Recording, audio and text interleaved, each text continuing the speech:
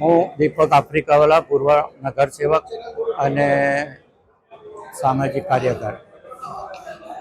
1908-9માં ચોક બજાર એન્ડ્રુસ લાઇબ્રેરીની પાછળની જગ્યા કે જે ચોક હેરિટેજ માટે રિઝર્વેશનમાં મૂકેલી હતી તેની પર ઝૂંપડા હતા. તે ઝૂંપડા ખાલી કરાવીને આવાસ ફાળવેલા. 126 આવાસ હું બાંધકામ સમિતિનો ચેરમેન હતો ત્યારે ફાળવવામાં આવેલા અને આ જગ્યા ખુલ્લી કરાવીને ત્યાં બેરાબિલને બધામાંથી નામ કમી કરાવી દીધેલા.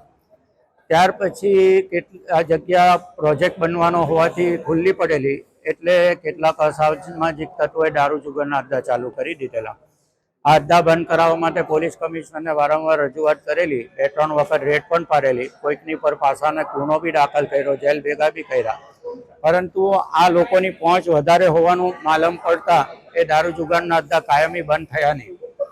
એને કારણે મેં પછી સ્ટેટ મોનિટરિંગ સેલમાં ફરિયાદ કરી અને સ્ટેટ મોનિટરિંગ સેલે રેડ પાડી ત્યારે બધું જપ્ત થઈ ગયું ને બધા જેલ ભેગા થઈ ગયા અને પોલીસ ઇન્સ્પેક્ટર પણ સસ્પેન્ડ થયા અને કોર્પોરેશનના અધિકારી પણ સસ્પેન્ડ થયા.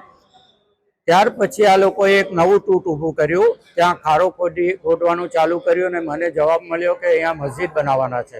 એટલે તાત્કાલિક કોર્પોરેશનમાં મેયરને, મ્યુનિસિપલ કમિશનરને, પોલીસ કમિશનરને અને કલેક્ટરને ત્રણેયને મળ્યો કે આ લોકો ગેરકાયદેસર જમીનનો કબજો કરીને મસ્જિદ બનાવવાની કાર્યવાહી કરી રહ્યા છે.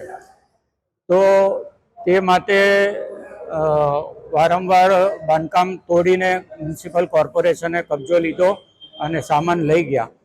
પરંતુ આ લોકોએ વકફની બોગસ નોંધણી કરાવી અને બોગસ નોંધણી કરાવીને વકફમાંથી એવી નોટિસ મ્યુનિસિપલ કોર્પોરેશનને આપી કે ભાઈ આ વકફની જગ્યા છે, ત્યાં તમારે કોઈ ડિસ્ટર્બન્સ કરવું નહીં. એટલે મ્યુનિસિપલ કમિશનરના હાથ બંધાઈ ગયા અને મ્યુનિસિપલ કમિશનર કાંઈ કરી શક્યા નહીં. પોલીસ કમિશનરે પણ એવું કીધું કે ભાઈ ત્યાંથી આવું વકફમાંથી જાણ થયેલી છે એટલે અમારાથી પણ કંઈ થઈ શકશે નહીં. આખરે 2000માં વકફ બોર્ડ ટ્રિબ્યુનલમાં પિટિશન એ લોકોએ કરી.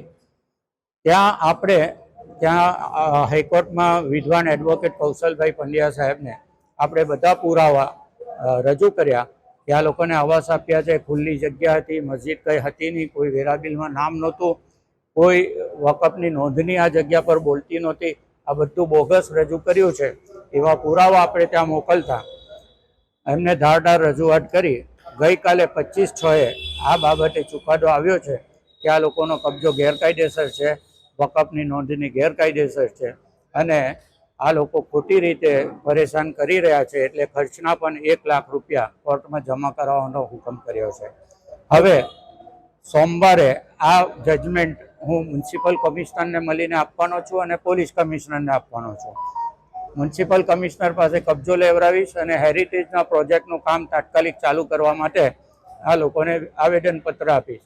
અને જે લોકો પિટિશનમાં છે અને જે લોકોએ ગેરકાયદેસર કબજા કર્યા છે આ લોકોની ઉપર લેન્ડ ગ્રેબિંગ કરવાનો પણ હું પોલીસ કમિશનરને આવેદનપત્ર આપીશ.